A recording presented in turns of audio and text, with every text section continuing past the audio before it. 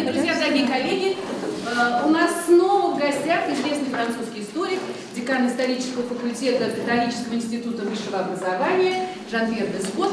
Многие из нас уже его знают, некоторые его будут слушать впервые. Нам очень понравилось в прошлом году то, что мы слышали, поэтому мы уже предвкушаем то, что будем слушать сейчас. Merci d'être venu, je vous ai présenté, et merci d'être venu, d'être revenu, et à vous la parole. Eh bien, je vous remercie de cette présentation.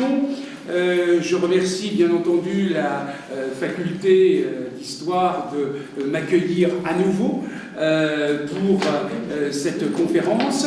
Et je commencerai mon intervention par une petite pensée émue pour le doyen Tchoukov qui n'est malheureusement plus là pour m'accueillir comme il l'a si bien fait l'année précédente. Alors, je commence donc à faire ce propos. Je commence mon propos plutôt par vraiment cette histoire du mot qui j'espère vous intéresse, le socialisme, le mot, la chose. Et nous allons commencer par un élément méthodologique, préciser comment j'opère l'itinéraire de ce mot socialisme. Ensuite, on verra sa naissance en Italie, donc la naissance du mot socialisme en Italie, avec un sens totalement surprenant, qui va certainement vous étonner, un sens anglais pour aboutir au sens français qui a été accueilli dans les dictionnaires. Alors, je commence mon propos en disant que je m'inscris dans la suite des travaux qui ont été réalisés par notamment Fustel de Coulanges sur la question des mots, car il est clair que les mots peuvent changer le cours de l'histoire. On ne soulignera jamais assez, et il faut faire attention à cela, que la sémantique n'est jamais le fruit du hasard. On gagne avec des mots, on perd aussi avec des mots. Et c'est exactement ce que disait Lucien Febvre. Il disait ceci: croit-on que sans porter une étude attentive de l'évolution du sens de pareils mots, comme prolétaire, capitaliste, etc., ingénieur, eh bien, et que la retracer en détail, ce ne soit pas écrire une vraie page d'histoire sociale. Alors, l'intérêt de cette histoire des mots, en tout cas, m'a été donné par quelqu'un que vous ne connaissez peut-être pas, Guillaume Berthier de Sauvigny, qui est un spécialiste de l'histoire de la Restauration, et il a réfléchi en 1979, donc dans un article qui a été publié dans la revue Commentaire.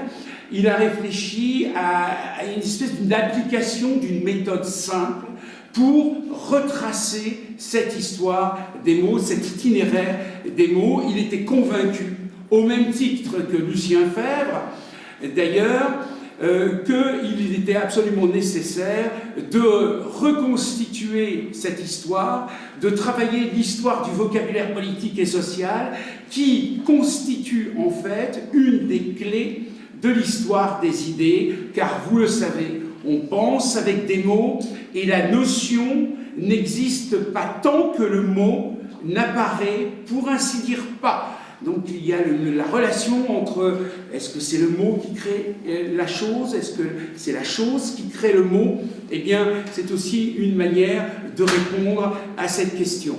Alors, cette histoire permet de saisir parfaitement bien le moment où une idéologie sort de sa nébuleuse primitive et va se constituer, se cristalliser autour d'un socle sur lequel elle participe notamment au développement des sociétés humaines.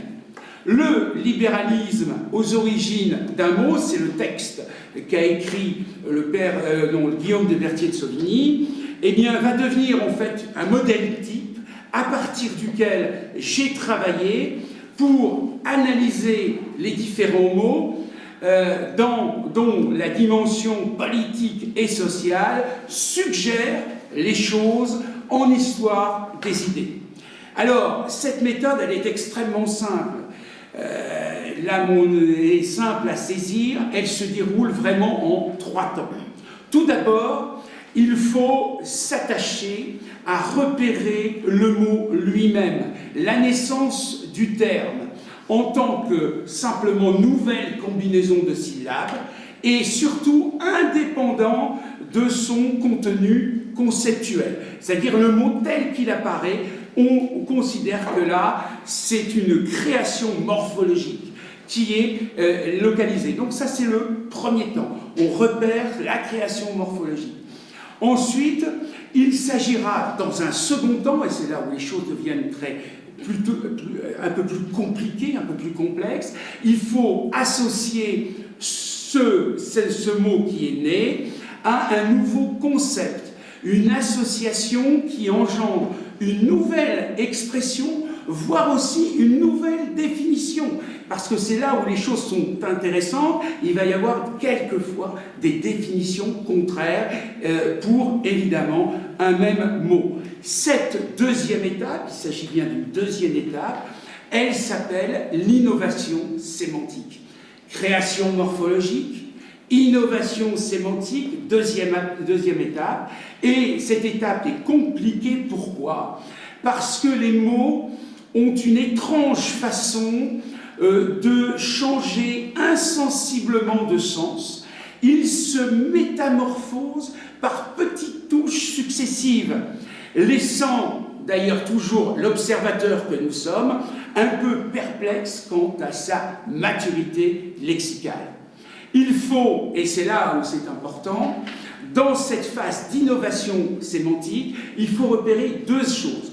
D'abord, si le mot est utilisé dans un sens péjoratif ou mélioratif. Est-ce qu'il est positif ou est-ce qu'il est négatif? Ça, c'est le premier élément qui vient, bien entendu, à l'esprit. Et surtout, si ce mot est attaché, est associé dès son apparition à un terme contraire. Car le mot, en général, se définit par rapport à son contraire. C'est ce qui est généralement le cas. Et pour le socialisme, le contraire, c'est l'individualisme. Et c'est comme cela que le mot socialisme va apparaître dans les écrits d'un certain nombre d'auteurs.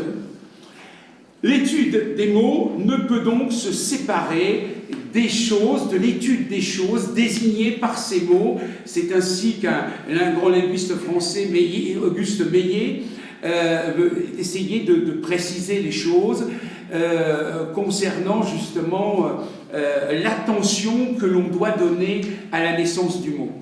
Toutes ces interrogations, alors ça c'est la deuxième étape, toutes ces interrogations trouvent leur réponse, et là on a un élément sûr et clair, au moment où le mot pénètre dans l'usage commun et reçoit la consécration du dictionnaire. Et qui se doit d'intégrer ce dictionnaire chaque nouveau terme ou chaque nouvelle acception. Et là, elle est très claire, on peut considérer que le mot a atteint sa maturité lexicale.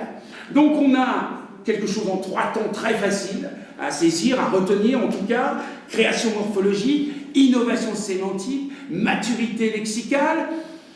Ce qui est morphologie, sémantique, lexicologie, eh bien c'est le triptyque qui doit justement, qui jalonne la démarche de l'historien du mot, l'historien tout court, parce que je crois, et malheureusement aujourd'hui c'est un peu oublié, que l'on doit commencer tout travail universitaire par un effort sémantique et pour s'approprier justement le mot que l'on va étudier. Donc d'une certaine manière, il faut faire cette histoire du mot, cela paraît être d'ailleurs le fruit du bon sens. Alors, on peut dire que cette progression en 3 temps, consistant à établir la naissance, la formation et l'évolution du terme, eh bien, rencontre, bien sûr, un certain nombre de difficultés pratiques. L'histoire des mots, mais on a les moyens aujourd'hui, justement, de dépasser. C'est justement parce que nous avons aujourd'hui les moyens techniques de véritablement rendre cette méthode très scientifique. C'est étonnant, on ne s'y intéresse pas, alors qu'auparavant, on n'avait pas effectivement les moyens et il y avait un certain nombre de difficultés que je vais bien sûr soulever. D'ailleurs, Lucien Febvre, c'est le premier à le faire remarquer. Il dit que l'histoire des mots, et même les plus gorgés, j'aime beaucoup cette expression, de gorgés de valeurs historiques et humaines, est proprement impossible à connaître et à reconstituer, sinon au prix d'efforts disproportionnés avec le résultat, notamment pour la création morphologique. Mais aujourd'hui, on a l'outil informatique, et là, c'est merveilleux, les recherches par occurrence, et on peut facilement avoir une idée très nette de l'apparition de cette création morphologique. Parce que à l'époque, il fallait au préalable avoir passé au peigne fin tout le vocabulaire d'un siècle, ce qui paraissait véritablement extrêmement compliqué, pour obtenir la certitude de cette création morphologique. Alors, d'après, si je ne suis pas j'allais dire, un adepte de Google, mais en tout cas, Google a la possibilité, notamment, nous donne la possibilité d'accéder, en tout cas depuis 2013, à 30 millions d'ouvrages qui sont numérisés. 30 millions d'ouvrages. Sur une base de 25% des livres qui sont imprimés depuis 1455, il y a un corpus quand même de 8 100 000 d'ouvrages, parmi lesquels se rassemblent, là je vais suivre quasiment ensuite la statistique, 861 milliards de mots, et on peut effectivement plus facilement les isoler. Et la prospection par occurrence, dont je vous parlais tout de suite, affine les recherches jusqu'à ce que le mot ciblé est repéré une première fois dans un document, suggérant d'ailleurs le dénichement de ce que j'appelle du mot zéro. Voilà, le mot zéro, la création morphologique, c'est ce mot zéro. On commence à partir de ce mot zéro. Et il est très clair que, à l'aide de cet outil heuristique, même aller jusque-là, nous pouvons essayer d'analyser les mots dont la dimension politique et sociale suggère les choses en histoire des idées. Alors, interrogeons-nous maintenant, pour commencer, sur les implications du suffixe isme. Parce que là aussi, c'est très intéressant. Et son influence sur les ismes, sur d'autres noms abstraits en vogue au XIXe et XXe siècle, tels que altruisme, américanisme, chauvinisme, etc. En fait, ce terme isme a été utilisé dès le Moyen-Âge dans le latin scolastique, puis par extension, il a qualifié les systèmes de pensée et les doctrines. Voilà. Il qualifie les systèmes de pensée et les doctrines, comme notamment le luthérianisme, le spinozisme, etc. La signification des substantifs abstraits en isme s'est donc étendue considérablement, sans perdre toutefois, et c'est ça, il faut garder le fil conducteur, et bien sans perdre toutefois la dimension intellectuelle qui l'a caractérisé, ainsi dans césarisme, favoritisme ou dandisme, et certains linguistes se sont d'ailleurs inquiétés de ce développement exponentiel des ismes, et il n'y a d'ailleurs pas que les linguistes parce que certains considèrent que c'est un peu, bien sûr, excessif. Maintenant, du côté des encyclopédistes. Alors, les encyclopédistes, c'est très simple. On va faire référence à l'encyclopédie Diderot d'Alembert. Ils voyaient communément dans le suffixe isme, et ça aussi c'est important à avoir à l'esprit, l'expression d'un amour. Comme dans patriotisme, c'est quoi? C'est l'expression, c'est l'amour de la patrie. Nationalisme, c'est l'expression, c'est l'amour de la nation, même si on ne trouve pas le mot nationalisme chez les encyclopédistes. L'impérialisme pourrait dire l'amour de l'empire. Voilà. Et on suit cette logique, et cette logique, elle est intéressante parce qu'elle est purement affective. Elle est affective, et c'est une des raisons pour lesquelles, eh bien, les ismes peuvent prendre une dimension, une nuance plutôt désobligeante et une nuance péjorative. Parce qu'il y a cette dimension affective, parce qu'il n'y a pas, voilà, il y a cet élan qui va jusqu'au bout des choses, même si la chose en elle-même est une impasse, peu importe, on y va. Bon. Alors, je faisais référence aussi, donc la dernière fois, à Metternich, et c'est vrai que là, je ne peux pas faire autrement que de le citer. Metternich accusait cet affixisme de nourrir les plus noirs desseins. Et à l'occasion notamment d'une visite que lui avait rendue le Louis Veuillot dans son exil à Bruxelles à la mi-décembre 1849, eh bien Metternich se plut à former cette remarque qui mériterait des commentaires, mais qui est assez étonnante, vous allez comprendre pourquoi, en abordant cette question du polonisme, qui l'inquiétait beaucoup en 1849. Voici ce qu'il dit. Avez-vous quelquefois, je vous laisse la parole à Metternich, avez-vous quelquefois réfléchi à la signification des ismes? L'étude d'une langue bien faite est le meilleur cours de logique. Retenez ça, le cours de logique, c'est un peu cela.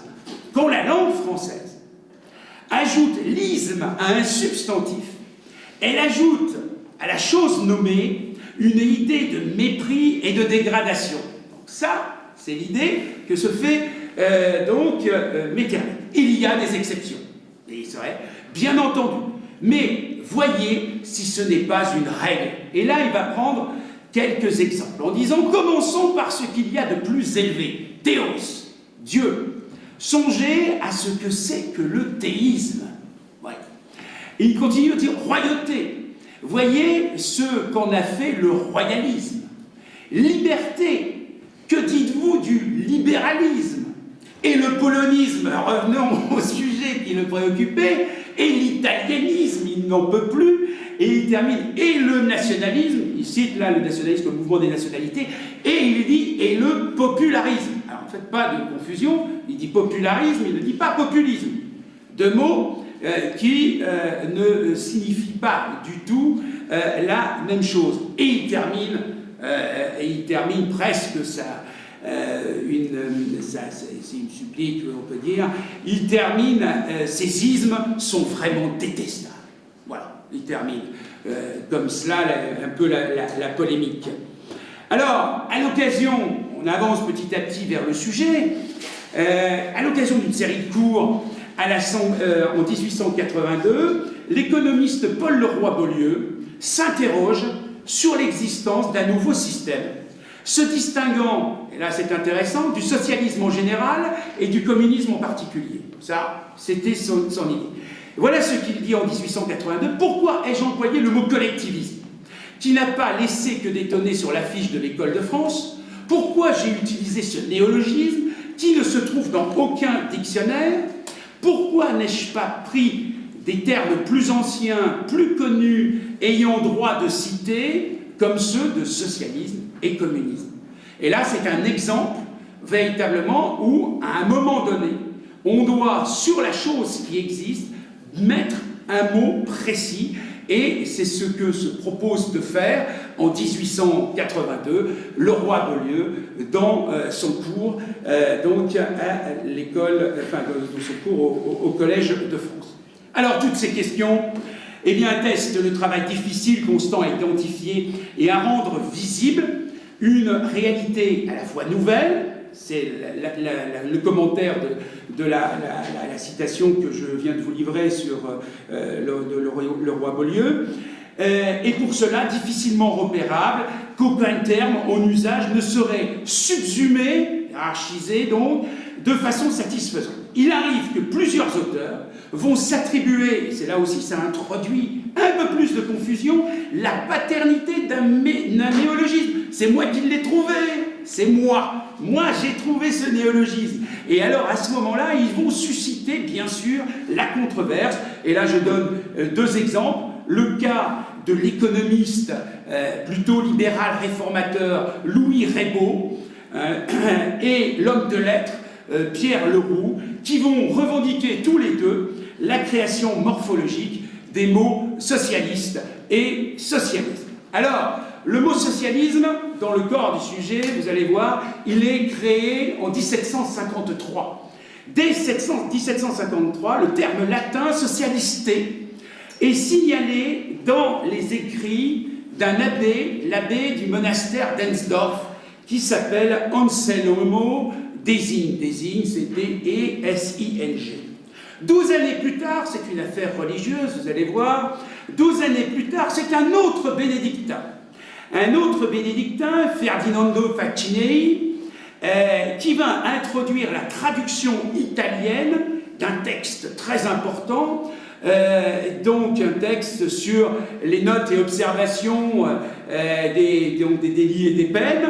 Donc c'est la revue critique du célèbre ouvrage de Beccaria, et dans ce cadre-là, il utilise le mot socialiste. Alors qu'est-ce que ça signifie?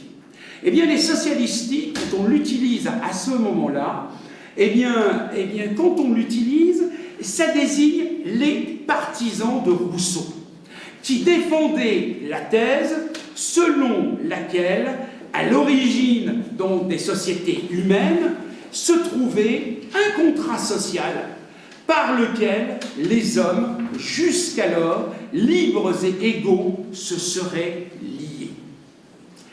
C'est certainement à la suite de cette publication que la décennie suivante, tiens, on se rapproche, l'abbé Sieyès, celui que j'appelle d'une certaine manière le législateur du tiers-état, eh bien, utilise dans un de ses manuscrits inédits, qui n'a donc jamais été, bien sûr, publié, l'expression du traité du socialisme. Et le traité du socialisme, il va donner une définition très précise du but que se propose l'homme en société et les moyens qu'il a d'y parvenir. Le but donc que se propose l'homme en société et les moyens qu'il a d'y parvenir. Un autre moine, un moine philosophe de l'ordre des Célestins, Appiano Bonafede, reprend en 1789 exactement l'étiquette de socialistique. Pour l'appliquer à qui? Cette fois-ci, il l'utilise pour reprendre les théoriciens du droit naturel, Grotius, Pufendorf, Cumberland, etc., qui vont expliquer de manière schématique leur système à partir de la notion de sociabilité. C'est la sociabilité qui est considérée comme le fondement de la loi naturelle. Donc, il utilise ce mot socialiste. Jusqu'à présent, il n'y a pas de socialisme. Il n'y a que le mot socialisti, donc socialiste, qui est utilisé. Eh bien, ensuite, c'est la surprise. C'est la surprise, c'est un moine, un autre moine, on reste dans les monastères, un autre moine qui s'appelle Giacomo Giuliani, qui va publier un livre fort intéressant. Malheureusement, il n'a pas été traduit, il faudrait impérativement le traduire, parce qu'il publie au cours de l'année 1803 cet ouvrage qui s'appelle L'Antisocialismo Confutato, c'est-à-dire les théories antisocialistes réfutées. Et eh bien, ce Giuliani va donner au mot socialisme et va réfléchir, c'est quasiment un manifeste. Non seulement il écorne Rousseau, il attaque Rousseau, et tous ceux qui considèrent l'individu comme libre et autonome, possédant des droits antérieurs, supérieurs à ceux du groupe social et distinct d'eux, bien sûr.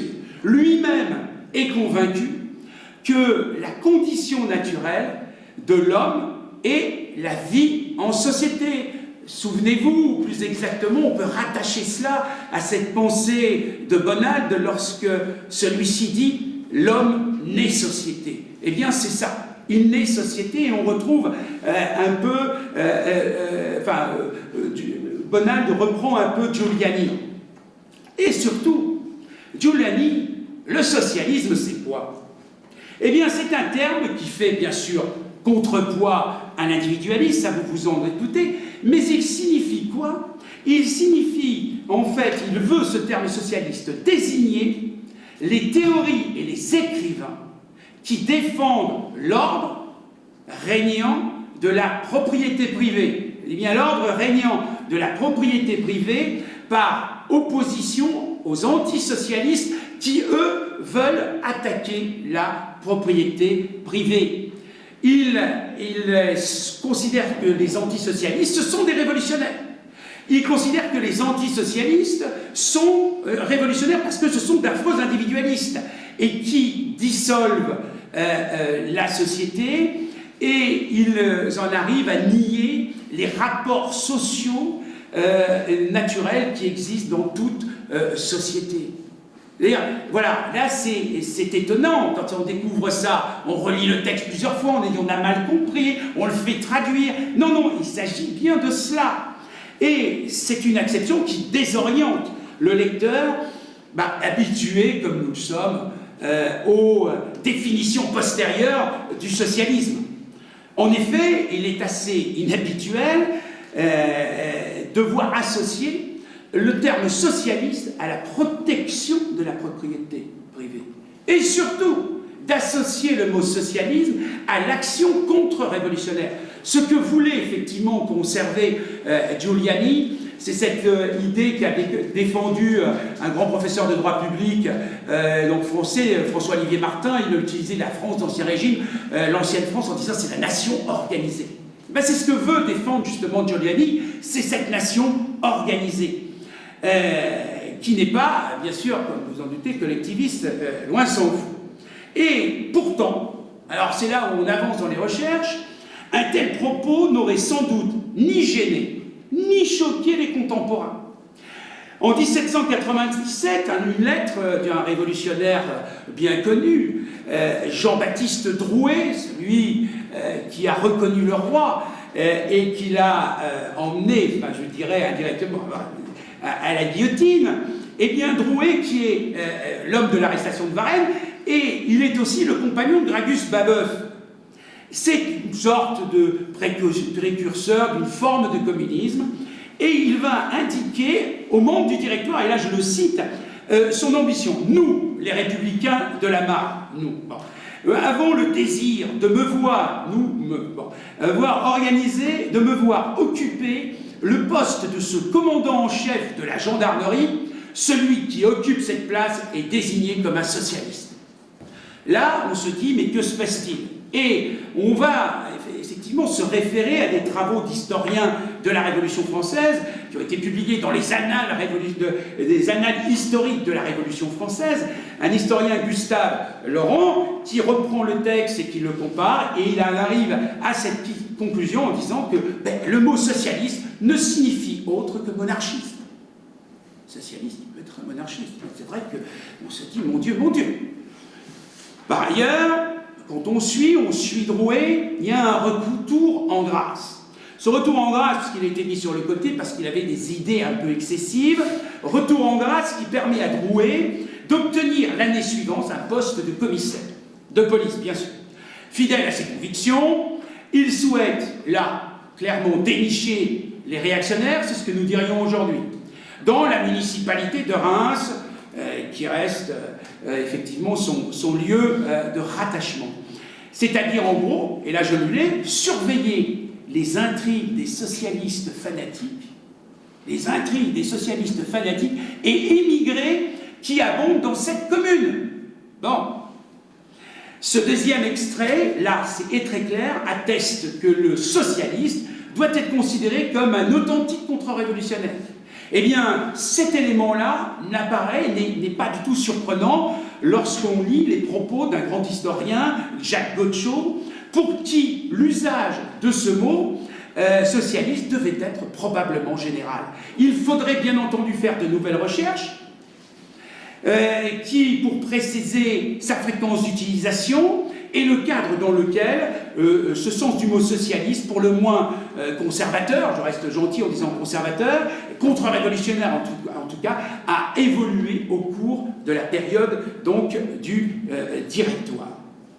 Il est donc patent que le sens italien, parce que là on peut donner un sens italien, qui est attribué par tous ces auteurs au mot socialisme, est bien différent, ça c'est évident, de ce qu'il prend plus tard. D'une part, le premier élément, c'est de considérer que certes, ce mot socialisme se réfère à une théorie sur la société, sans intégrer un quelconque déterminisme économique. Voilà, il y a déjà la première rupture. Certes, une théorie sur la société, il n'y a pas de déterminisme, bien entendu, économique. Et d'autre part, il connaît un certain nombre de fluctuations.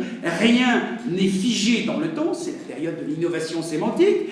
Rien n'est figé dans le temps. Pourquoi? Eh bien parce que Giuliani entend par socialisme ce que Giuliani entend par socialisme n'est pas identique à ce qu'ont voulu désigner par là Faccinelli et Bonafede.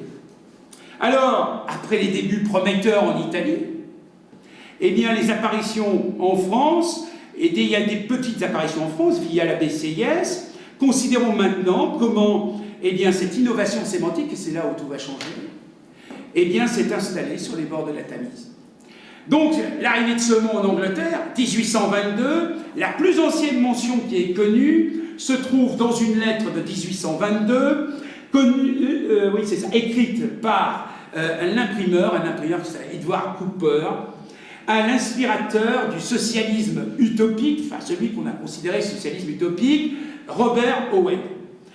Et voilà ce qu'il dit: le propriétaire semble être tout à fait disposé à devenir ce que mon ami Joe Applegate appelle un socialiste, c'est-à-dire qu'on n'est pas sûr de la désignation, on dit appelle un socialiste. Alors, ce mot de socialiste en Angleterre, socialisme, petit à petit, on va arriver aussi au socialisme, aussi en Angleterre, même démarche, eh bien, il va faire petit à petit son chemin. On le retrouve dans un article en 1827 du Cooperative Magazine. Au cours de l'année 1829, 2 années plus tard, la presse va désigner sous le nom de socialistes les Oweniens auxquels la justice anglaise demande des comptes. Donc là, ça se précise. La dernière étape, attestant notamment du passage de l'adjectif socialiste au substantif socialisme, eh bien, intervient dans un article du 23 août 1833, paru dans le Poor Man's Guardian, lequel article fut suivi de près par un autre article écrit dans la revue The Crise, la crise du 28 décembre 1833. Mais il faut attendre quand même 1837 pour que Owen lui-même, après qu'il a utilisé un nombre déconcertant d'expressions différentes pour désigner son système qu'il venait de créer, s'en tienne enfin au mot socialisme. Et c'est naturellement dont il fait usage dans le grand débat de février 1841, qui a opposé pendant 3 jours devant, c'est ce que la brochure nous indique, devant 50 000 personnes, je pense que ça devait être 15 000, enfin bon, ça je n'ai pas été vérifié, eh bien pendant 3 jours, il y a eu ce débat face à un libéral qui s'appelait John Brindley, et le sujet de cette conférence qui a duré 3 jours portait « Qu'est-ce que le socialisme ?» Et qu'est-ce que le socialisme? On retrouve 3 idées. La première, c'est que ce mot socialisme est anti-religieux. Donc il y a une volonté non seulement de sécularisation, mais on s'affranchit du religieux, très nettement, on s'émancipe du religieux, c'est la première idée.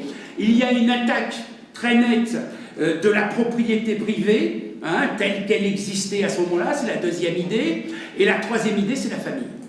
Et là, la famille, notamment chez Owen, eh bien, c'est une sorte de famille, on dirait famille recomposée, une famille qui est faite pour évoluer, il y a une sorte de dissolution des mœurs, et la famille doit être perçue comme étant très élargie, et il s'oppose bien sûr à l'impossibilité d'accéder au divorce, etc. Donc là, on a ce que l'on peut appeler aujourd'hui le sociétalisme. Donc cette branche familiale, c'est du sociétalisme, et ce que dit Owen, eh bien, c'est l'inverse chez Giuliani. Donc on a vraiment 2 oppositions, 2 pays qui ont une vision du socialisme qui n'a absolument rien à voir l'un avec l'autre. En plus, en Italie, le mot socialiste et socialisme est resté dans des mains religieuses. Là aussi, c'est aussi un élément sociologique que l'on peut quand même mettre en avant. Alors en France, maintenant c'est l'arrivée en France. Bien là en France, sa première mention publique se trouve dans un périodique protestant, intéressant de le souligner, qui s'appelle Le Semeur, qui date du 23 novembre 1831, et dans un article qui s'appelle « Catholicisme et protestantisme ». Et voilà ce que Alexandre Vinet écrit « On ne se sépare pas pour se séparer, mais au contraire, à toutes les indications naturelles de la Providence, on se sépare pour se réunir. » Et là, il essaye de faire cette synthèse. L'individualisme doit ramener au socialisme, c'est bien sûr sur le plan religieux, le protestantisme, sur le plan d'organisation de la société, excusez-moi, le protestantisme doit amener au vrai catholicisme, c'est le plan spirituel, et surtout, l'autre idée, la liberté à l'unité. Parce qu'il va falloir quand même faire coexister liberté et unité. Et là, les choses sont loin d'être simples.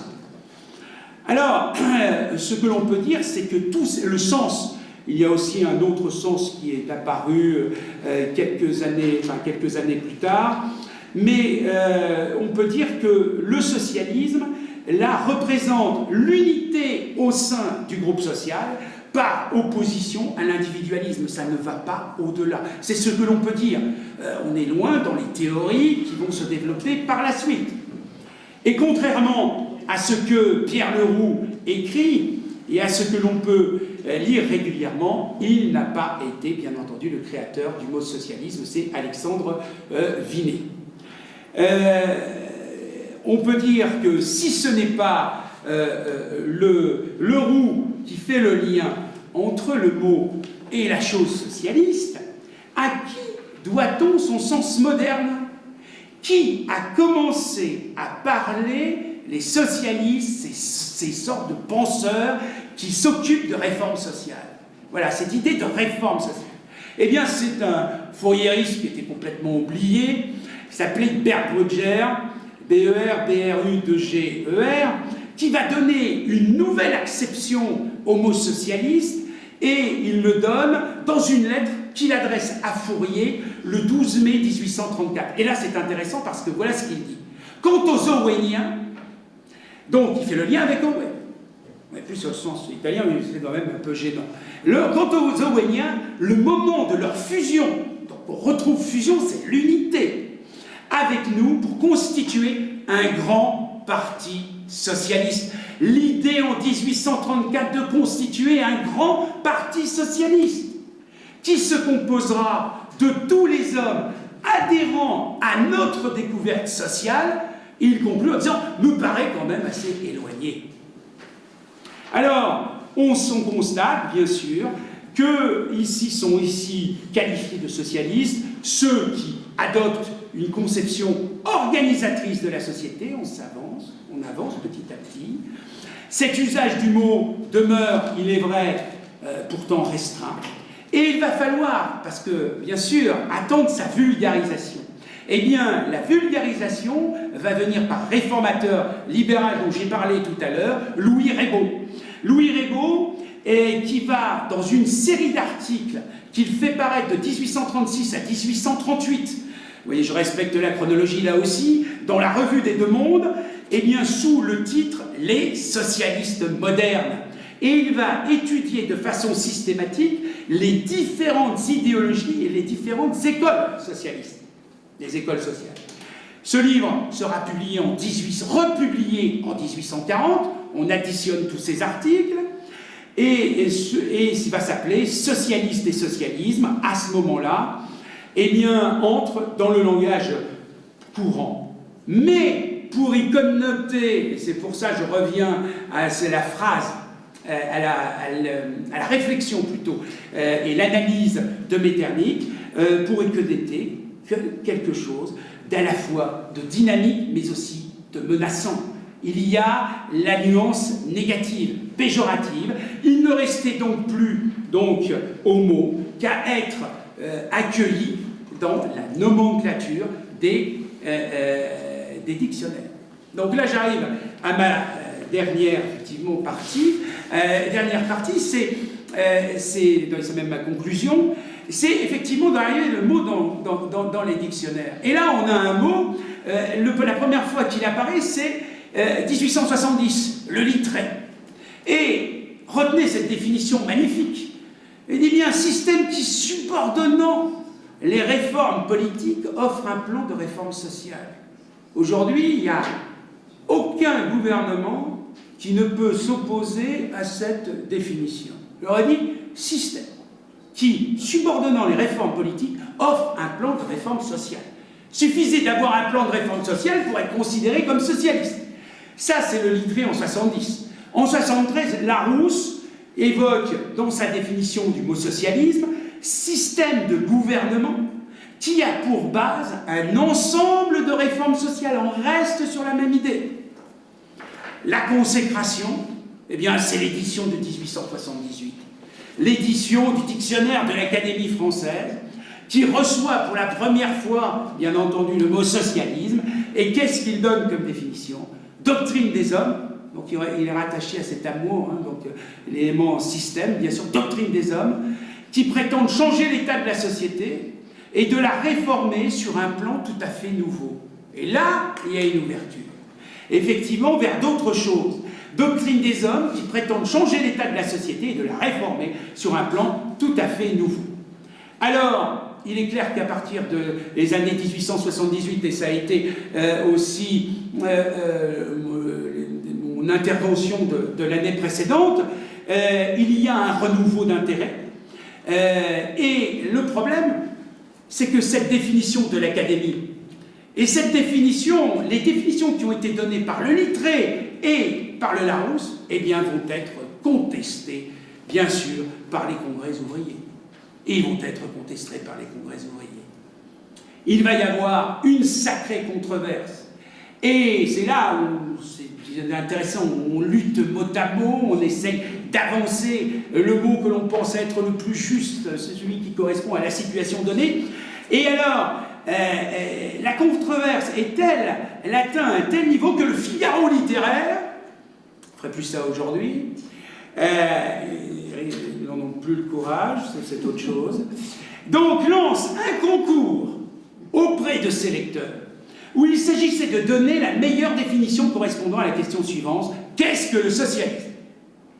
Et alors, le 6 février 1892, on va nommer un jury de 5 membres. Alors, ils vont devoir juger sur la définition du mot socialisme. Vous voyez à quel point on n'arrive pas à savoir ce qu'est le mot socialisme. On fait appel au Figaro littéraire. Bon, et là, les 5 membres, on dit, mais et qui va choisir? Eh bien, il va y avoir quand même parmi ces 5 membres Paul Lafargue, le gendre, bien sûr, de Marx, et qui va participer à cette commission qui va devoir départager les quelques 600 participants à cette enquête. 600 participants. Alors, de consultation en délibération, parce que le comité se réunit en permanence, eh bien, une partie des experts finit par opter pour une seule formule ayant une nuance quand même plutôt déplaisante. Bien sûr, donc Lafargue a voté contre, hein, c'était une victoire 3 contre 2, mais peu importe. Voilà ce qui est. Alors le début est intéressant. On reprend l'idée que l'on retrouve dans les dictionnaires. Le socialisme est un ensemble d'aspirations et de théories qui tendent à établir entre tous les hommes, par divers moyens de contraintes légales, c'est dans la notion d'intervention de l'État, la plus grande égalité possible de richesse, et les mots de la fin est terrible, les 2 mots de la fin sont terribles, de richesse ou de misère. Alors évidemment, Lafargue ne peut pas souscrire à cette théorie, mais ce qui est important, c'est la notion d'égalité possible. Et c'est ça que l'on retient, en tout cas, en 1892. Alors, dans la continuité de ces recherches, le père de la sociologie moderne, Durkheim, donne aussi un aperçu du contenu sémantique du mot en 1893. Dans la revue de philosophie, il va prolonger son travail à Bordeaux 2 années plus tard, dans le cadre d'un cours d'histoire réflexive, ce qui va s'appeler le socialisme, sa définition, ses buts. Ce texte-là sera publié par Marcel Mauss en 1921, dans le numéro 3 plus exactement de la revue Métaphysique et de morale, et je donne la définition, il est affirmé qu'on appelle socialiste toute doctrine qui réclame le rattachement de toutes les fonctions économiques, toute doctrine qui réclame le rattachement de toutes les fonctions économiques ou de certaines d'entre elles qui sont actuellement diffuses au centre directeur et conscient de la société. Là, c'est l'État. Alors, vous terminez, eh bien, tous ces efforts définitionnels contribuent à l'émergence d'une nouvelle maturité lexicale, parce que là, il y aura une évolution dans les dictionnaires, dont témoigne parfaitement bien la définition du nouveau Larousse illustré de 1904, où là, la définition du socialisme n'a plus rien à voir avec le premier Larousse, où là, on dit toute conception, qui en opposition avec la doctrine individualiste. Donc ça, on a retenu. Voit dans la socialisation, parle de socialisation, donc là, on est dans un processus de collectivisation. Immédiate ou progressive, on a le choix, soit c'est immédiat, soit c'est progressif, mais de toute façon, le but reste quand même la socialisation, à ne jamais l'oublier. Volontaire ou forcé, ça aboutit, l'objectif, on sait là où on veut aller, volontaire ou forcé, de temps en temps c'est volontaire, de temps en temps c'est forcé, hein. C'est plus souvent forcé que volontaire d'ailleurs, c'est pas simple à mettre en application. La condition sine qua non, et là on ajoute un élément supplémentaire, la condition sine qua non de tout progrès. C'est-à-dire que l'on peut envisager maintenant le progrès qu'à travers le socialisme. Il fallait le dire via un dictionnaire, ça fait tout de suite académique. Donc, l'usage du mot socialisme connaît une évolution idéologique depuis sa première, j'allais dire, mention apparue dans le Littré. Il s'agit désormais, et ça j'insiste parce que c'est capital, de rendre collective l'organisation sociale selon un rythme que certains se représentent accéléré, voire violent, dans l'impatience qui est la leur de construire une société future, une société qui n'est pas utopique, qui est future, qui doit se réaliser. Et c'est là où on a le volontarisme et le rapport de force d'appliquer absolument dans ses moindres détails ce principe. Là, on peut dire que c'est plus qu'un glissement sémantique, pour faire la référence à la réflexion que je vous ai livrée dans la première partie qui était sur le point méthodologique. C'est plus un glissement sémantique, c'est une véritable révolution à laquelle nous assistons, ce mouvement étant véritablement annonciateur d'un transformisme, et là j'insiste sur le terme, d'un transformisme économique et social, justifiant pleinement une société du devenir, une société future. Merci de m'avoir écouté.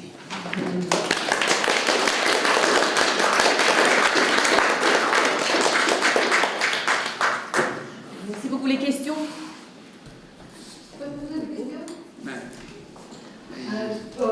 Cher monsieur Ecco, il y a 2 jours, vous avez posé la question sur conservatisme aujourd'hui. Donc, je prolonge. Qu'est-ce que pouvez-vous dire sur ce mot, cette pratique sociale, pour maintenir le 21e siècle, pour aujourd'hui? Eh bien, en fait, je suis intervenu sur le conservatisme, le mot la chose, à l'Académie des sciences lundi.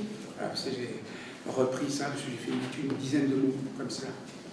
Alors, je vais vous dire, il y a un mot qui n'a pas été prononcé justement lundi, et bien à partir du moment où les grandes idéologies sont très mal en point, à partir du moment où elles sont en voie de disparition, il reste d'un côté le libéralisme que nous connaissons, et face au libéralisme, il n'y a plus le collectivisme, mais il y a le protectionnisme. Donc le mot de protectionnisme n'a pas été d'ailleurs prononcé lundi, c'était d'ailleurs, c'est un élément qui m'a intéressé, qui m'a intrigué plus exactement. Jusqu'à présent, on fonctionnait, à la fin du 19e, on avait en fait, quand on se posait la question, comment doit-on résoudre cette question sociale? On avait trois options. Soit on optait pour la question libérale, la question des économistes, et ça a été vu et traité par le roi Beaulieu. Donc on disait voilà, la réponse sociale, elle est économique. Soit on traitait cette réponse à la question sociale à partir du moment où on acceptait bien sûr qu'elle existe. Il y en avait d'autres qui ne voulaient même pas envisager qu'elle existe. Enfin ça c'est autre chose. On l'a traité en appliquant la solution collectiviste, soit il y avait une troisième solution, et ça a été la solution protectionniste. Cette solution protectionniste, en fait, c'est presque c'est la seule chose qui a bien fonctionné dans le socialisme, c'est qu'en fait le socialisme, quand il a essayé de faire évoluer, j'allais dire, la législation sociale sur tel ou tel point, eh bien il a utilisé le protectionnisme pour parvenir à ses fins. Et ce mot donc protectionnisme, on le retrouve aujourd'hui parce qu'on a un rapport de force très clair entre d'un côté le libéralisme, de l'autre le protectionnisme, et je crois que les enjeux, non pas du monde, ce serait excessif, mais les enjeux économiques, politiques, et mais aussi bien sûr sociaux, eh bien se retrouvent clairement entre ce rapport de force. Et qu'à un moment donné, il faut toujours essayer de dépasser, comme disait Proudhon, et donc en dépassant pour trouver ce point d'équilibre. Et le point d'équilibre, il ne peut se faire qu'entre eux maintenant ces deux doctrines politiques qui conservent beaucoup de dynamisme et de vivacité. Merci beaucoup, monsieur. Merci pour cette intervention. Alors, le socialisme, le mot et la chose, qu'est-ce qu'on peut dire sur le mot et la chose dans la France contemporaine?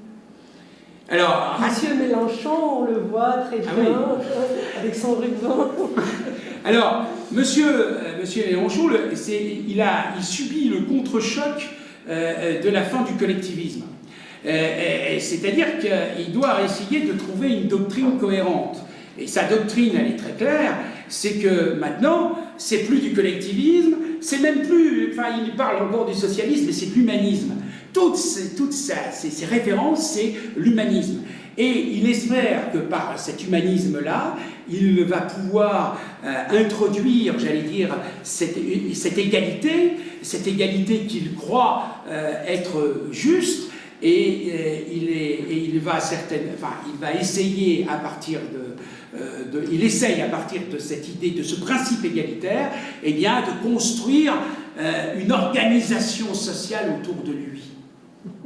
Parce que chez Mélenchon, il y a aussi l'ego. Donc l'ego est important. Donc, et il incarne ce mouvement. C'est-à-dire, évidemment, on parle du front de gauche. Le front de gauche, c'est Mélenchon. Donc tout se résume aussi à lui. Mais il y a un effort intellectuel qui est réel, qui doit prendre ses distances avec le collectivisme, prendre ses distances aussi avec le communisme, prendre ses distances d'une certaine forme avec le socialisme. Il ne lui reste pas grand-chose, il ne lui reste que l'humanisme. Et l'humanisme, en général, eh bien, c'est ce qu'il réussit à défendre le mieux devant les médias qui ne lui posent pas beaucoup de questions, d'ailleurs, gênantes, puisque c'est vrai que ce principe égalitaire, et quand on regarde le programme de Mélenchon, c'est vrai que, enfin, on est quand même assez étonné parce que il y a plus que des réminiscences du collectivisme, il y a des réminiscences de l'étatisme, et il y a aussi des réminiscences du communisme. Enfin bon, c'est incroyable. C'est incroyable. Bon, pour Mélenchon, c'est ça. Et il est le seul. Et pour le Parti Socialiste, là, c'est très clair. Le mot la chose, ils ont complètement perdu la boussole. C'est-à-dire qu'à partir du moment... Dans l'intervention, dans la réflexion comment dirais-je, de Leroy-Beaulieu, elle est intéressante pour au moins une raison, sa réflexion. C'est de dire, il faut que je trouve quelque chose qui ne soit pas, appartienne pas ni au socialisme, ni au communisme. Mais d'une certaine façon, ce principe collectiviste, c'est le lien entre le socialisme et le communisme. La seule différence, c'est que pour les socialistes français, Ce collectivisme, c'était un idéal. C'était l'idéal. Alors on ne sait pas quand il arrivera, mais ça sera peut-être dans 100, 200, 300 ans. Donc cet idéal-là, eh bien, il a disparu quasiment du jour au lendemain. Et vivre sans idéal, pour un mouvement aussi affectif que celui que représente le Parti socialiste, eh bien, c'est pas simple. Et ils ont été complètement perturbés, n'ayant plus de solutions collectivistes, n'ayant plus non plus les solutions étatiques. Et ils ont commencé à introduire le protectionnisme. Mais le problème, c'est que le protectionnisme, ils n'ont pas arrêté de critiquer ce protectionnisme pendant plus d'un siècle. On ne revient pas sur ce que l'on a tant dénoncé, on ne revient pas si facilement que cela sur ce que l'on a dénoncé pendant, j'allais dire, un siècle. C'est pas possible. Donc là, ils sont très mal à l'aise. Et alors, ils ont trouvé le moyen, mais ça fragilise énormément leur situation politique. C'est que du socialisme, j'en parlais encore hier soir, c'est-à-dire que du socialisme, ils en sont arrivés à faire du sociétalisme. Eh bien, le sociétalisme n'a rien à voir avec le socialisme. C'est cette idée de la famille d'Owen. Et à partir de là, il y a le problème de l'immigration, le problème bien sûr des étrangers qui se posent, le problème du mariage gay, comme on dit chez nous, etc., etc. Voilà, c'est ça le sociétalisme. Ce sont les projets de société. Et en fait, on assiste à un transfert de ce déterminisme économique qui existait, qui aboutissait à cette société égalitaire voulue et pensée et voulue par Marx, et on en arrive à des déterminismes sur le plan des mœurs. Il y a une espèce de progrès infini, les choses qui avancent de plus en plus vite. On y va parce que de toute façon, il faut y aller. Alors c'est transgenre, et là le cerveau humain est extrêmement, effectivement, créatif. Et ce sociétalisme, bien ne répond plus du tout à la question sociale. Et ça, c'est capital. Et le Parti socialiste, ils ne se sont pas rendus compte, mais je comprends très bien. Il faut être un peu à l'extérieur. Moi, j'ai réussi à comprendre ça en étudiant justement ces racines oubliées du socialisme français, c'est-à-dire tout ce qui s'est passé avant 1905. Mais en oubliant ça, en oubliant de répondre à la question sociale, eh bien, ils se sont petit à petit écartés et ils ont effectivement, ça a abouti à une véritable fracture au sein de leur électorat. Et c'est pour ça que le Parti socialiste aujourd'hui se retrouve à 5% des voix, parce que c'est quand même très difficile de mettre sous la bannière du mot sociétalisme, eh bien, le mouvement social. C'est-à-dire que le mouvement social n'est plus social puisqu'il est sociétal. Alors ils se disent, mais non, mais le sociétal, il est dans le social. Mais le problème, c'est que leurs propositions sur le plan social, eh bien, elles ne sont plus du tout originales. Elles sont complètement obsolètes. Elles sont dépassées. Ils n'ont pas pu véritablement se réformer. Voilà. Et ils se retrouvent face à un paradoxe. Un paradoxe qui, pour eux, à mon humble avis, sera mortifère. Parce que ils ne vont pas trouver, dès demain matin, une théorie économique qui soit protectionniste. Puisque quand on parle de protectionnisme, on dit que le protectionnisme doit s'appliquer dans un cadre national. Donc déjà, l'international, chez les socialistes, est aussi un élément important. Donc il faudrait envisager un protectionnisme au niveau international. Ça devient très compliqué et c'est totalement infaisable parce que là aussi c'est contradictoire et c'est une des raisons pour lesquelles les collectivistes renvoyaient le protectionnisme. Marx, c'était très net, préférait le libéralisme. Il suffit de se référer à son discours sur le Corn Law, et là il dit qu'il faut voter effectivement libéral parce que le protectionnisme représente d'une certaine manière un peu le danger par rapport aux idées qu'il essaye de mettre en place. Donc, et les libéraux ne voulaient pas, bien sûr, s'accorder avec les protectionnistes. Alors, le protectionnisme a été une sorte de pratique gouvernementale à certains moments où on a été obligé de faire ça pour lever les barrières, sur le droit des douaniers, etc., pour protéger en fait l'équilibre social. Voilà. Oui. Alors, avec le socialisme, le mot et la chose, c'est complètement fini, ou on pourrait imaginer la Renaissance? Ah oui, moi je pense qu'il y a une Renaissance. Ouais. La Renaissance, c'est le premier sens. La Renaissance, c'est le premier sens. C'est-à-dire un socialisme conservateur, un socialisme presque contre-révolutionnaire, oui, c'est ça. C'est ce sens-là qui était complètement oublié dans l'histoire parce qu'il gênait tout le monde. Évidemment, à la fin de l'histoire, c'était la société sans classe. Alors, il est clair qu'on ne peut pas, ils ne pouvaient pas intégrer ce mot-là. Moi, j'ai vraiment été...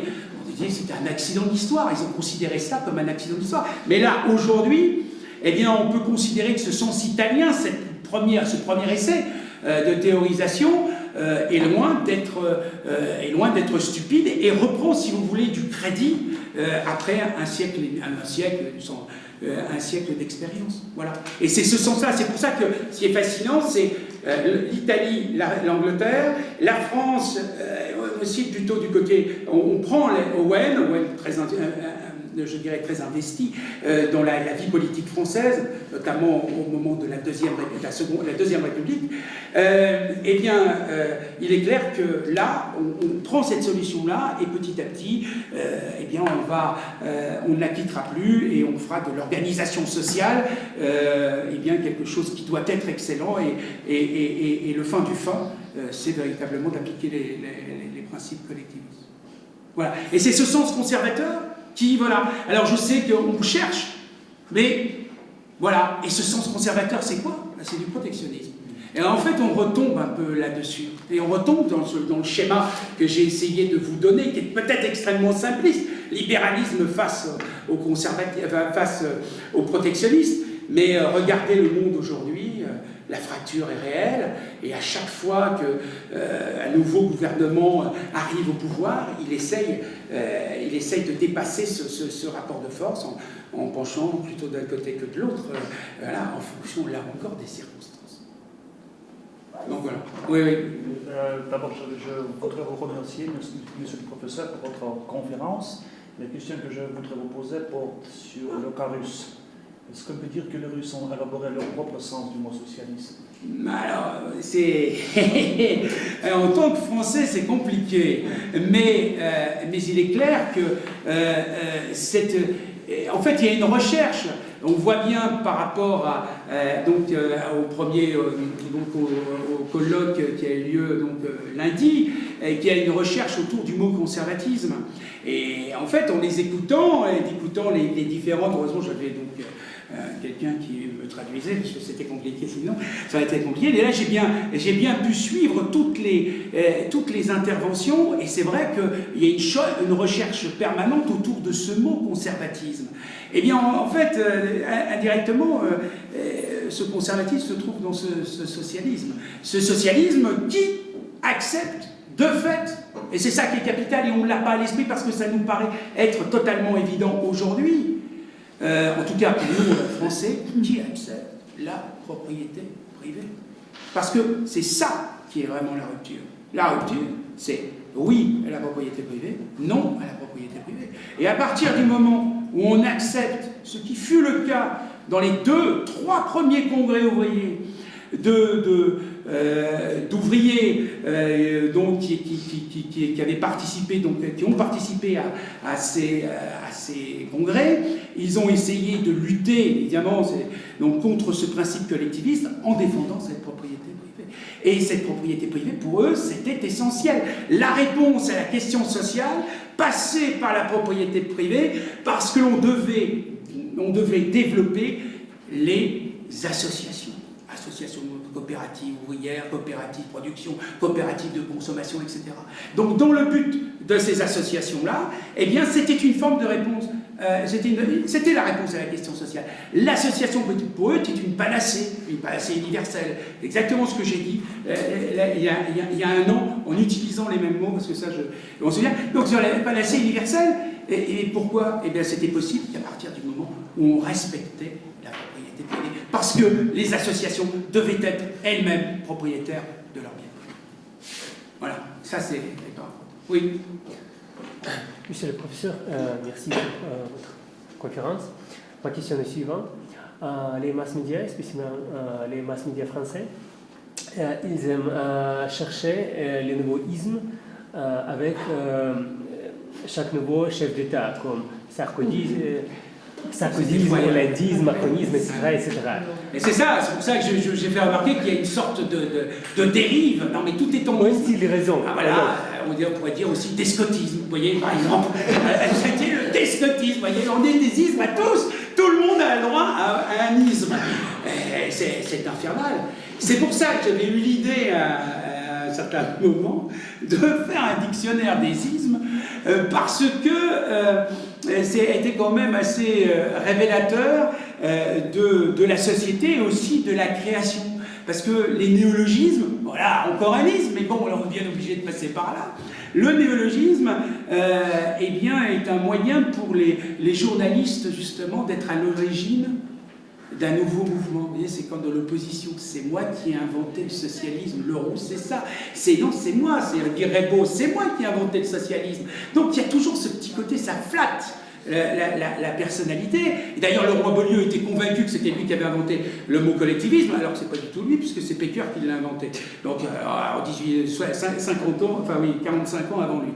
Donc, il a cette idée-là, c'est d'être toujours à l'origine du mouvement. Comme les médias voient systématiquement un monde qui bouge en permanence, ils doivent l'accompagner, et pour l'accompagner, ils veulent mettre des mots sur des nouveaux dits phénomènes. Mais le problème, c'est que ce ne sont pas des phénomènes. Ce sont des épiphénomènes. Et ça ne sert à rien. Et à mon avis, ça dessert même l'analyse, parce qu'on en vient à tout confondre. Mettez le macronisme face au hollandisme, qu'est-ce qu'on va faire? C'est des doctrines, c'est rien du tout. Là, on en arrive au grand n'importe quoi. Mon humble avis, c'est du grand n'importe quoi. Il devrait un peu se retenir avant de se lancer dans de telles innovations, créations morphologiques. Voilà, parce que c'est ça. Puis ces mots-là disparaissent très vite. Personne ne dit hollandiste, ça veut dire. Voilà. C'est assez sidérant, et ce qui montre aussi qu'ils ne veulent pas, on dit aussi mélenchonisme, ils ne veulent pas se poser les questions de principe. Alors en fait, c'est pour ça que je me suis lancé au départ, je n'avais pas du tout envisagé de me lancer dans l'histoire des mots, mais à un moment, on se dit, mais voilà, de quoi parle-t-on? Alors, un mot signifie cela, puis dans les textes, je me suis rendu compte effectivement qu'il y avait des paradoxes, et puis des oppositions. Et c'est vrai qu'il faut savoir de quoi on parle, et pour cela, eh bien, il faut effectivement définir les termes. Vous êtes tous étudiants, et la première des choses que l'on vous dit, et ça j'en suis sûr, c'est définir les termes. On ne peut pas passer à côté de cela, parce que quand on a défini un terme, on sait effectivement sur quelle base on peut s'appuyer pour élaborer sa réflexion, et pour véritablement, eh bien, justement, la mener au terme qu'on lui souhaite. Voilà. Oui. Est-ce que vous pensez que le socialisme, par son postulat de l'universel et de l'égalité, soit par temps de sécularisation, une traduction athée du catholicisme? Alors, il y a évidemment cette idée, je vois bien, la question de la religiosité du socialisme. Alors, l'égalité ne peut être perçue comme telle qu'à partir du moment où on est dans un système collectiviste. Si on est dans un système collectiviste, il y a une sorte d'égalité qui est une chape de plomb. Bon, même s'il y a des ajustements qui se font, voilà. Pour d'autres types de socialisme, le principe égalitaire n'est pas du tout mis en avant, une égalité des droits bien sûr, mais on y attache beaucoup moins d'importance. Voilà, ça c'est un élément. Maintenant, sur la question du religieux, eh bien oui, parce qu'en fait, le socialisme à un moment ou à un autre a essayé de remplacer la religion. C'était la religion de l'immanence. Donc une sorte de... Voilà, c'est la croyance, c'est une foi. Il y a un peuple socialiste, il y a effectivement des références socialistes qui dépassent, j'allais dire, la nature telle qu'elle nous apparaît là. Donc il y a cette volonté de remplacer une foi. Je veux dire, les religions se restent des superstructures. Les religions non véritablement sont un frein à l'émancipation de l'homme. Seul le socialisme pris dans sa forme collectiviste, c'est-à-dire dans sa forme aboutie, eh bien, est, j'allais dire, est vraiment la forme finale. Donc c'est la religion. C'est la religion, oui. Ça, c'est quelque chose qui était extrêmement fort. Mais maintenant, il ne faut pas considérer que le socialisme s'est uniquement constitué constitué et développé par rapport à la religion. Voilà. Et ça, c'est très clair. Là, au départ, c'est la question qui se pose, c'est la question sociale. Comment on y répond? C'est le b.a.-ba. Si on ne se pose pas cette bonne question, il est clair qu'on peut être étonné, bah oui, c'est l'aspect religieux qui prime par rapport à l'aspect social, ou l'aspect égalitaire. C'est cet aspect-là que vous mettiez en avant. Non, c'est la manière de répondre à la question sociale. Est-ce qu'on répond de manière égalitaire ou pas? Voilà. Et après, on fait une religion de l'égalité. Oui, les exemples. Oui. Est-ce qu'il y a en France des sondages qui pourraient montrer l'attitude des Français envers le socialisme comme la nation ou la compréhension des Français de cette nation? Alors en fait, D'où nous pouvons savoir quelle est l'attitude des Français envers ce mot? Parce que le mot socialisme, aujourd'hui il est tombé en désuétude parce qu'on ne sait pas très bien là où il est. Voilà, je crois que c'est clair. Sondage pour Fort, c'est 5%. Fort, c'est peu fort d'ailleurs. Mais c'est parce qu'en fait, c'est un mot qui apparaît usé, qui apparaît vraiment usé. C'est ça. Il est usé parce qu'il n'est plus du tout défendu par des intellectuels, ou très peu. En revanche, on a des intellectuels qui défendent le sociétalisme, ça c'est très clair. Mais là, parce que c'est nouveau, ces mouvements, là, le mot socialisme, voilà, il suffit tout simplement de se référer, ça aussi c'est un élément étonnant, de se référer à l'organisation, je crois, du Parti socialiste, donc des États généraux, enfin c'est pas les États généraux, c'était l'université du Parti socialiste à La Rochelle, il y a 2 ans. Il y avait donc des cabines où les militants devaient effectivement se retrouver et on leur posait une question. Qu'est-ce que le socialisme? Eh bien, vous avez ça sur Internet, j'ai écouté beaucoup de réponses, j'ai même écouté 250 réponses, il n'y en avait pas une qui se ressemblait. Pas une. Pas une.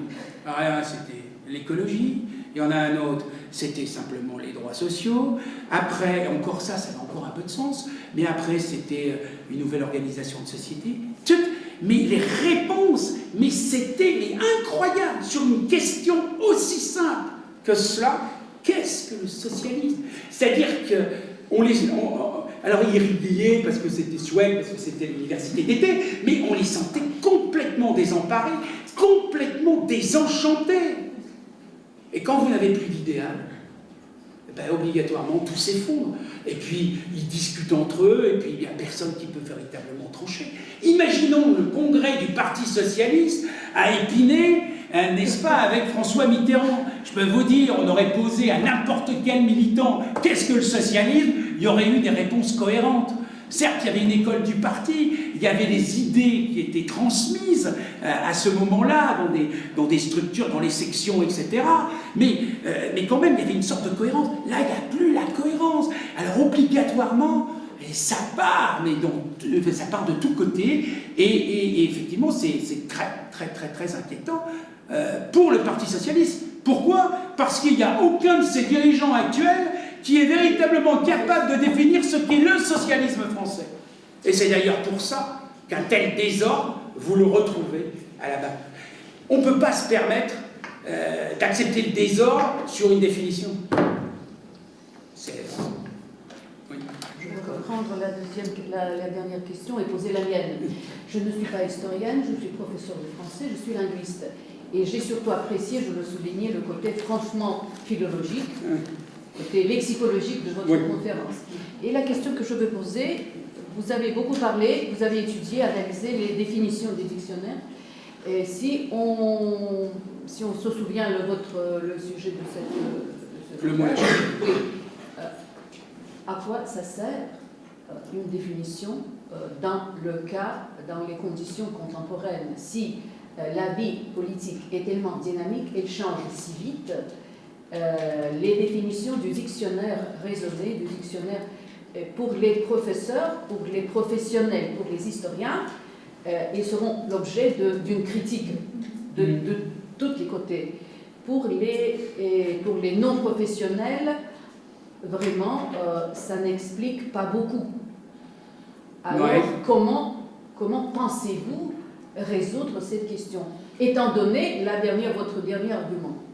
Alors, à quoi ça sert? Oui, alors, je comprends très bien, en fait, cette réflexion, parce qu'au départ, avant de me lancer dans ce genre d'aventure, je pensais qu'effectivement, la dynamique contemporaine, eh bien, nous permettait d'échapper à l'axe définitionnel des termes.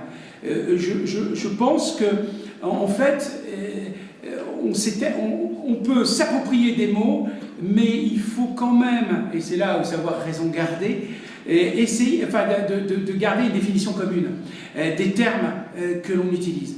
Parce que je crois que si on ne le fait pas, eh bien, on risque d'arriver à ne plus se comprendre.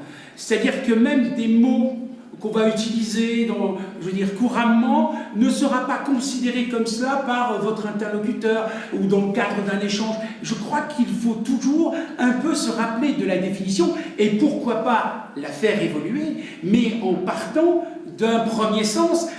On peut essayer de créer un deuxième sens, on peut essayer de créer un troisième sens, un quatrième, pourquoi pas? Ça, c'est possible, mais je crois qu'il faut toujours partir de quelque chose qui est connu parce que ça nous permet de nous reposer. Parce que sinon cette envolée risque de nous perdre. Nous, on va se comprendre, on se comprend dans ce que l'on dit, mais est-ce que les personnes qui nous écoutent comprennent plus exactement la même chose que nous? Et c'est ça la question. Et c'est pour ça que cette définition, elle est vraiment essentielle. On ne va pas apprendre tout le dictionnaire, c'est évident quelquefois, mais sur des mots-clés liés aux idéologies, par exemple, il faut absolument savoir de quoi on parle. Parce que sinon, c'est la porte ouverte à la cité des nuées. Pour faire référence à l'intérêt. Voilà, et je pense que voilà, mais je suis d'accord avec vous, ça ne doit pas, parce que c'est derrière la critique, je pense qu'elle est là, on ne doit pas entrer dans une forme d'immobilisme sémantique. Non, parce que le mot respire, le mot évolue. D'ailleurs, je me suis arrêté à la maturité lexicale, l'entrée dans le dictionnaire, mais ce que n'avait pas vu au départ Berthier de Sauvigny, il faut effectivement continuer, puisque les dictionnaires sont là pour faire respirer le mot, le faire évoluer, et donc là aussi on a des grandes différences. Que diriez-vous de cette définition de la race?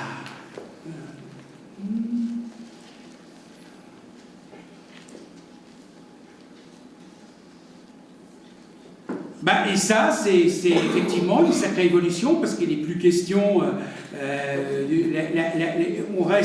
on entre dans la question de la justice. Donc ça, c'est la justice qui est le point et non pas l'égalité. Donc là, on monte d'un niveau, et là, on dit le travail, la redistribution, c'est la réforme sociale. Et dans cette définition-là, vous retrouvez la première définition, le système des réformes sociales. Et alors je vous invite à le faire, si vous l'avez, j'ai essayé, j'ai pas réussi à me connecter hier, mais si vous prenez par exemple le dictionnaire Larousse, 12 volumes, 1964, alors là, je vous invite à aller voir la définition du socialisme. D'abord, le socialisme et du communisme, Et là, l'explication, socialisation des moyens de production et d'échange, etc. Et là, vous avez le système tel qu'il apparaît, tel qu'il apparaissait à l'époque. Et ça, là encore, ça n'a plus rien à voir avec ça. Donc il y a une sacrée évolution. Donc, cette définition reflète la compréhension du terme à une époque donnée. Exactement. Exactement. C'est pour ça que ça sert. À quoi ça sert? Comme ça, Mais avec un retard, ça toujours. Alors, le retard, oui. D'une décennie, disons. Oui, fonction économique et sociale telle qu'elle existe. Et bien, plus la définition est longue, plus elle est complexe, plus ça veut dire qu'on ne sait plus très bien sur quel pied danser. Mais moi, je pense qu'on devrait rappeler systématiquement les définitions du Littré de 73, parce qu'effectivement, là, les réformes sociales, mais tout le monde fait des réformes sociales, et on peut même dire, aujourd'hui, tout le monde est socialiste, mais que vous dites n'importe quoi. Mais si, on dit, regardez, c'est ça, la réforme sociale, vous faites des réformes sociales, vous êtes un socialiste. Parce qu'il y a aussi tous ceux qui peuvent avoir une sorte de frayeur, d'idée, en disant, bon, socialiste, il y a ça aussi en France, ça existe. Dire le socialisme, immédiatement, vous êtes considéré comme un assassin. Non, justement, il faut, en étudiant le mot, là, c'est une belle, et ça c'est une belle illustration, on se rend compte de sa richesse et surtout des sens opposés. C'est vrai que sur la théorie, disons en vraie organisation sociale, on retrouve la première définition. Alors j'avais vu cette définition, mais ça m'agaçait parce que je voulais trouver celle de 1964. Voilà, c'est tout à fait une belle illustration. Et on doit faire l'étude des dictionnaires sur des mots très importants et aller jusqu'à aujourd'hui pour expliquer les choses. Et d'ailleurs, dans la définition 64, il y a le mot qui termine, le mot de la fin de la définition. Eh bien, c'est le mot qu'utilise Mélenchon en permanence, c'est-à-dire l'humanité, pour entrer dans une humanité collectiviste. Donc c'est cette humanité à laquelle il pense, ce qui lui permet de rester cohérent avec lui-même, parce que lui, il les connaît, les principes collectivistes. On va dire qu'il n'est pas complètement sot, il ne peut pas du tout les exprimer, parce que plus personne ne comprendra rien, mais son humanité, elle est aussi liée à ça. Voilà. Et parce qu'il se cache derrière l'humanité, pour ne pas divulguer son héritage idéologique. Voilà. Oui, exactement. Lambertiste en plus. Le trotskiste, lambertiste. D'une misogynie. Oh là là. D'une misogynie rare. Rare. Étonnant. Il n'y a pas de questions. Merci beaucoup.